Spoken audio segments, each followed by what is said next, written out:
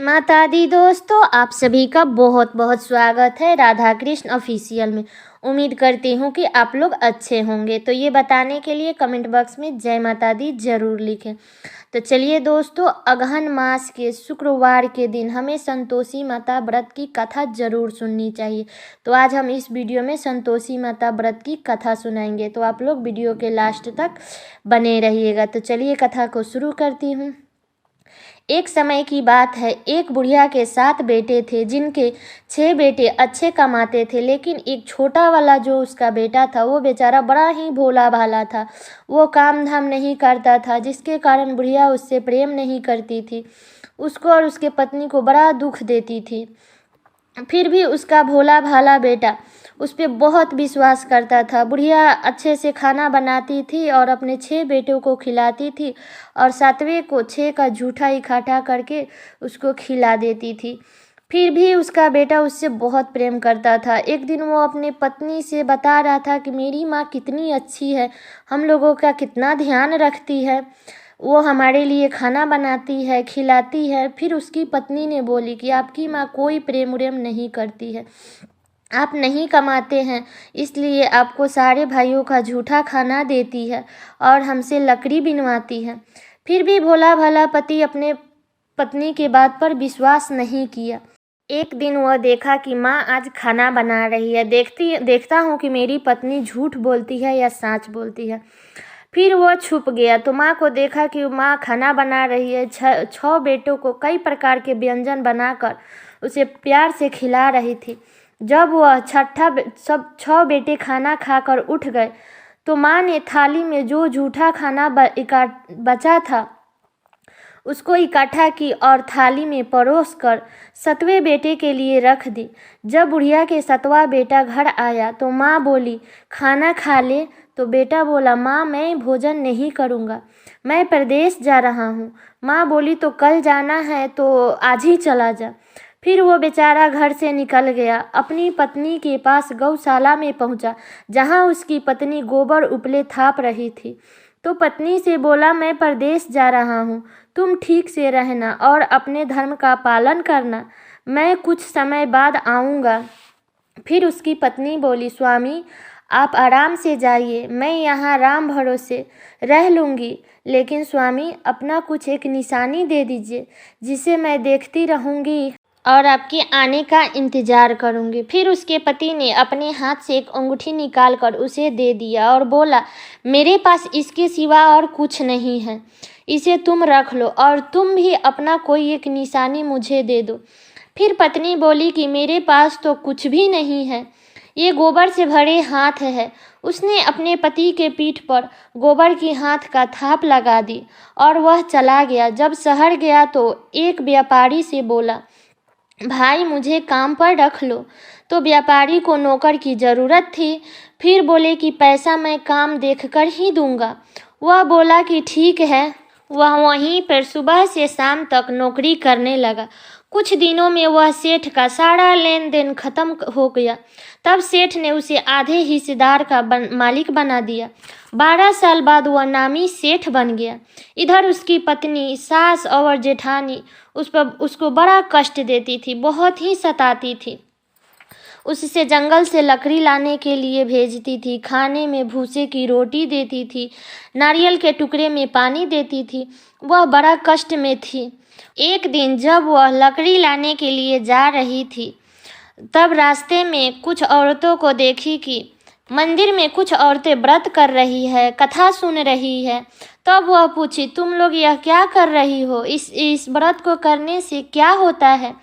तब एक स्त्री बोली इसे करने से मनवांछित फल प्राप्त होता है, गरीबी दूर होती है, संतान सुख मिलता है, सुहाग में वृद्धि होती है, मन शांत रहता है, मन प्रसन्न वर मिलता है और इससे सारा कष्ट दूर होते हैं और पति के दर्शन होते हैं।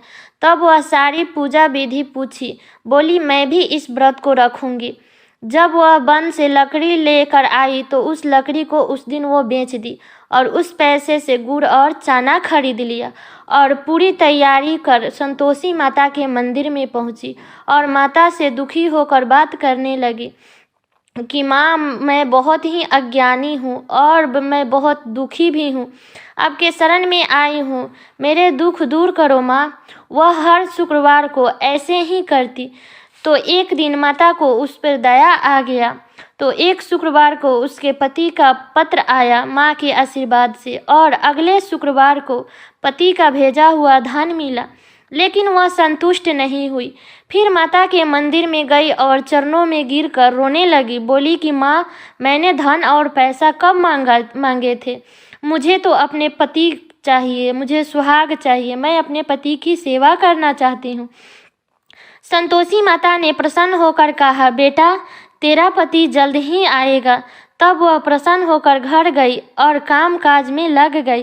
तो इधर संतोषी माता उसके पति के स्वप्न में गई और पत्नी को याद दिलाई और घर जाने के लिए कहा। तब उसके पति ने बोला, माँ, मैं घर कैसे जाऊँ? मेरे ऊपर बहुत लेन देन है।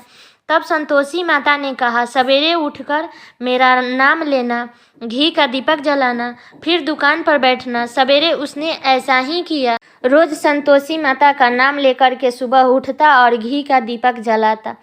देखते ही देखते उसका सारा लेन देन साफ हो गया और धन ढेर सारा इकट्ठा कर लिया। वह खुश होकर घर की ओर चल दिया।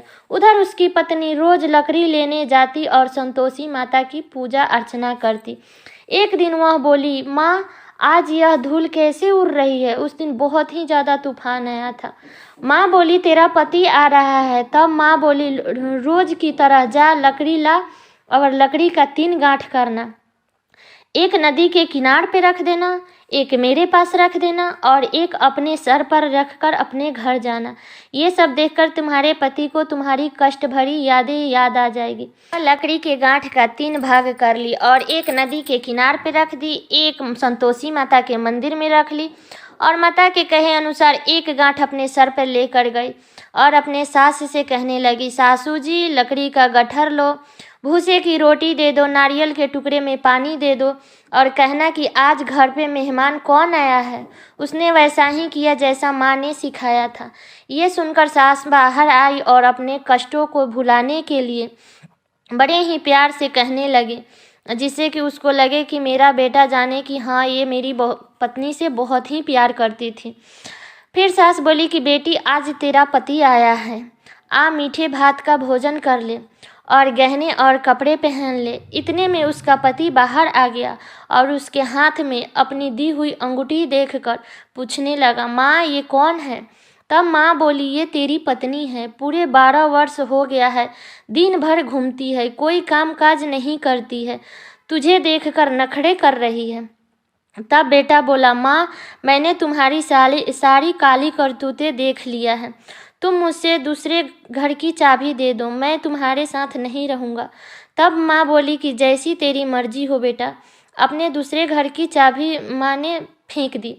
दूसरा बेटा ने दूसरे घर में वहाँ शिफ्ट हो गया।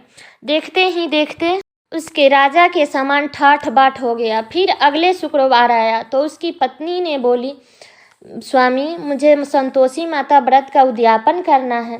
तो पति ने बोला, खुशी से करो। फिर पत्नी ने तैयारी में लग गई। फिर अपने जेठ के लड़के को बुलाई उद्यापन के लिए, लेकिन उसकी जेठानी ने बहुत ही शैतान थी। वे अपने बच्चे को सिखा दिया कि खाने के बाद अपनी छोटी माँ से खटाई जरूर मांगना, जिससे कि उसके व्रत का उद्यापन ना हो। लड़कों ने खाने के बाद खटाई मांगी तो बोली, नहीं, खटाई मैं नहीं दे सकती, संतोषी माता का ये प्रसाद है। तो लड़के बोले कि पैसा ही दे दो। बेचारी भोली भाली समझ ना सकी और पैसा दे दी और वो पैसा से खटाई खरीद करके लड़कों ने खा लिया। ये सब देख करके संतोषी माता क्रोधित हो गई और उसी दिन राजा के दूत ने उसके पति को पकड़ लिया। तब बेचारी रोती हुई माता के मंदिर में गई और बोली, माता, ये क्या हो गया? जब माता बोली, पुत्री, तूने मुझे बहुत दुख दी है, तुमने अभिमान करके मेरा व्रत तोड़ा है। तब वह बोली, माता, मैंने कुछ गलत नहीं किया है, मैंने भूल से लड़कों को पैसा दे दिया है, मुझे क्षमा करो, मैं दोबारा तुम्हारा उद्यापन करूँगी। तब माता बोली, जा, तेरा पति रास्ते में आते ही मिलेंगे। तब माता की कृपा से उसके पति रास्ते में मिल गया और वह अगले दिन शुक्रवार आया। उसने फिर व्रत का उद्यापन किया। फिर जेठ के लड़के को बुलाया। जेठानी ने फिर से सिखा दी।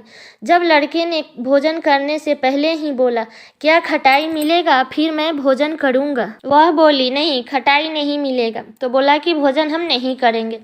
फिर वह बेचारी ब्राह्मण के लड़कों को बुलाई और भोजन कराया और दक्षिणा दिया। फिर संतोषी माता ने उससे बहुत प्रसन्न हो गई और उसके ठीक 9 महीना बाद ही चंद्रमा के समान पुत्र हुआ। जब उसका थोड़ा सा बड़ा हुआ उसका पुत्र, तो उसे लेकर के रोजाना मंदिर जाने लगी। एक दिन संतोषी माता ने सोचा कि ये रोज यहाँ आती है, आज मैं इसके घर जाकर इसका ससुराल देखती हूँ कि इसका ससुराल कैसा है। ये सोचकर संतोषी माता ने एक भयंकर रूप धारण कर ली और चली गई। जब उनके घर गई, जब गेट में प्रवेश की तो उसकी सास ने देखी तो बोली, देखो कोई डायन आई है, उसे भगाओ नहीं तो वो किसी को खा जाएगी। तभी सब घर वालों ने घर के सारे खिड़की दरवाजे बंद करने लगे। तब उसने ऊपर से देखा और चिल्लाने लगी और चिल्लाते चिल्लाते बोली कि आज मेरी माता मेरे घर आई है।